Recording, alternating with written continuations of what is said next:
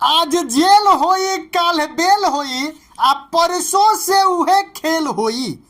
जी हाँ नमस्कार। हम बता दी कि पावर स्टार पवन सिंह के ऊपर एगो केस रहला जवन की पवन सिंह जौना बेरा चुनाव लड़ रहे काराकाट से ओ बेरा आचार संहिता उल्लंघन के केस 4-5 गो इनका पर हो गई रहे 6 गो, जिनमें से 5 गो केस में बेल मिल गए रहे, लेकिन एगो केस में बेल ना मिल रहा जवना के कारण पवन सिंह पर वारंट जारी भई रहा जवन की नेशनल टीवी पर चलावल जात रहा हर रोज।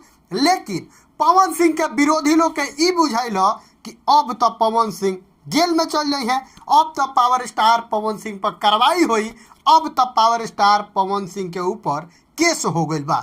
लेकिन हम बता दी कि पावर स्टार पवन सिंह आज जाके बेल करा ले कारा काट के कोर्ट में पवन सिंह आज हाजिर भई रहन, हाजिर होके अपन बेल करौला हन। लेकिन जितना बड़ बड़ नेता रहे लो, बड़ा बड़ा नेता वालो, उन नेता लो हर रोज आचार संहिता के उल्लंघन करेला लो, हर रोज कानून अपना हाथ में ले लो, लेकिन वो लोग पर केस ना होला। ऐसे ना होला कि कानून के देख रेख, कानून के करता धरता उहे लो बा, यही से उनका लो पर केस ना होला।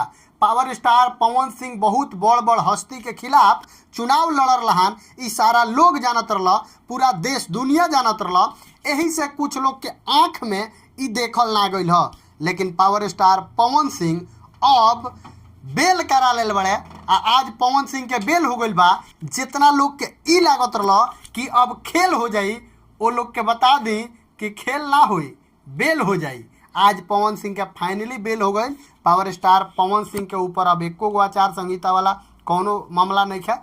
एगो ई बात गई रहा ऐसे कि दीपक भैया फिलहाल टीम से हट गए बड़न, टीम में के साथे नहीं रहत, काहे कि वो बड़ा देख रेख दीपक सिंह करत रहे आ ए बड़ा देख रेख अमित सिंह करत रहे, तो ऐसे मिस्टेक में थोड़ा सा दिक्कत रह गई रहा। लेकिन पवन सिंह के वकील के द्वारा पावर स्टार पवन सिंह खुद जाके कोर्ट में अपन ई मामला सॉर्ट आउट कैला हन और पावर स्टार पवन सिंह के ऊपर से वो चीज़ हटा दिहल गई है, यानी बेल मिल गई है। अब बात करें कि का पावर स्टार पवन सिंह दोबारा कोनो ई होखी, तो हम हमेशा बतावे नितर रउलो से कि पावर स्टार पवन सिंह जानल जालन हमेशा अच्छा अच्छा काम कैला से। पवन सिंह चुनाव लड़ी हैं फिर से सांसदी के, पावर स्टार पवन सिंह के धर्मपत्नी ज्योति सिंह भी चुनाव लड़ी हैं विधायकी के। लेकिन यही पर हमनी के बात नहीं करे कि हमनी के एक टूम बात करे कर कि पवन सिंह के आज बेल हो गई, पावर स्टार पवन सिंह के अब जेल ना हुई। जौन कि हम बतैले रहनी कि पवन सिंह के अब जेल हुई, पावर स्टार पवन सिंह अगर हाजिर नहीं होंगे तो पावर स्टार पवन सिंह के अब जेल ना हुई। पावर स्टार पवन सिंह के फाइनली केस में बेल मिल गई बा।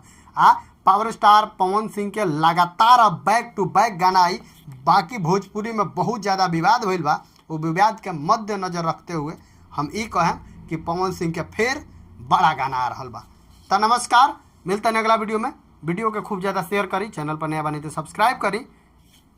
नमस्कार।